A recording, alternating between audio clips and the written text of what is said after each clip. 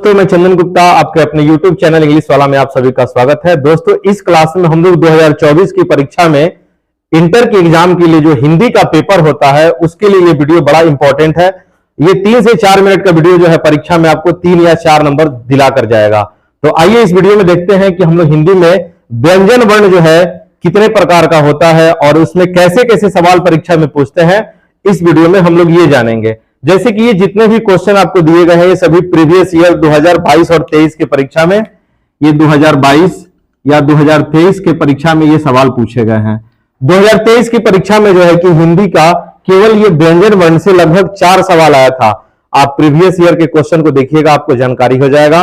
तो आइए हम लोग व्यंजन वर्ण के बारे में जानते हैं कि व्यंजन वर्ण कितने प्रकार का होता है और कैसे हम लोग उसको पहचानते हैं।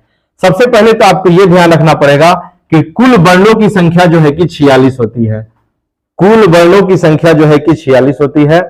उसमें जो है कि स्वर वर्ण की संख्या 11 है, स्वर वर्ण की संख्या 11 है और व्यंजन वर्ण की संख्या 33 है और अयोग्यवाह वर्ण की संख्या जो है कि 2 है। ये सभी को गिना जाएगा तो टोटल 46 गो वर्ण की संख्या हो जाएगा। तो ये सारा का सारा क्वेश्चन इंपॉर्टेंट है कि कुल वर्णों की संख्या कितनी होती है, तो 46। उसमें स्वर वर्ण की संख्या कितनी होती है, 11, व्यंजन वर्ण की संख्या 33 और अयोगवाहक वर्ण की संख्या जो है कि 2 होता है। ये एग्जाम की दृष्टि से इंपॉर्टेंट है, ध्यान रखिएगा। अब आइए हम लोग जानते हैं कि व्यंजन वर्ण के बारे में जो परीक्षा में बार बार पूछता है। व्यंजन वर्ण की संख्या 33 है। इसमें व्यंजन वर्ण पूछता है कि व्यंजन वर्ण कितने प्रकार के होते हैं। तो व्यंजन वर्ण 3 प्रकार के होते हैं। एक होता है स्पर्श व्यंजन, एक होता है अंतःस्थ व्यंजन और एक होता है ऊष्म व्यंजन।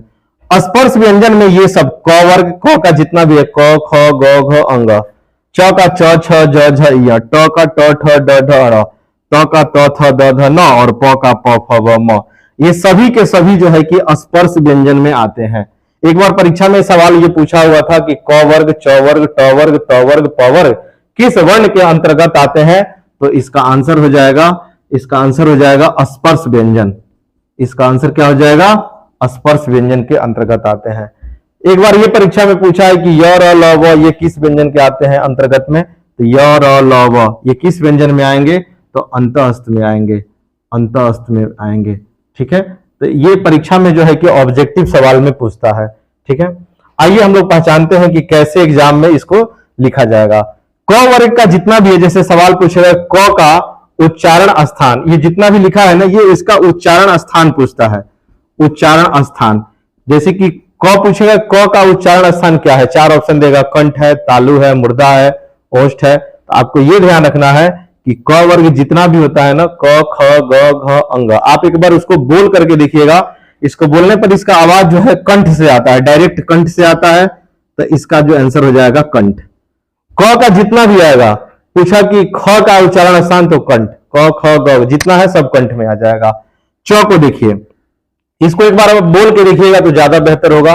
च को बोलने पर जो है च छ ज झ य, आप बोल के देखिए। च को बोलने पर आपका जीभ जो है ना आपके तालू में सट रहा है। तो जब जीभ तालू में सट रहा है तो इसका आंसर तालु हो जाएगा, इसका उच्चारण स्थान तालु हो जाएगा। ठीक है, उसके बाद आइए ट को। ट वाला जितना है, ट ठ ड ढ अड़, आप बोल के देखिएगा। इसको बोलने पर आपका जीभ जो है मुड़ जाता है, बोल के प्रैक्टिस करिएगा तो ज्यादा बेहतर होगा। तो मुड़ जाएगा ना, तो इसका आंसर याद रखना है मूर्धा। इसका आंसर याद रखना है मूर्धा। ठीक है, जिसको बोलने पर आपका जीभ मुड़ जाएगा वो मूर्धा है। ठीक है, अगला ध्यान रखिएगा, मूर्धा हो जाएगा। त वालों को देखिए, त का आप इसको बोल कर देखिए, त थ द ध न, इसको बोलने पर आपका जीभ आपके दांतों में सटता है। तो जीभ जब आपके दांतों में सटता है तो इसका आंसर दंत हो जाएगा। जीभ आपके दांतों में सटेगा तो दंत हो जाएगा। अब प वाले को देखिए, प फ ब भ म, एक बार बोल के प्रैक्टिस कर लीजिएगा। तो बोलने पर आपका जीभ जो है, आप बोलने पर आपका ओठ जो है, दोनों ओठ सट जाता है, जो है कि सटने पर, तो इसका आंसर हो जाएगा ओष्ठ। इसका आंसर ओष्ठ हो जाएगा।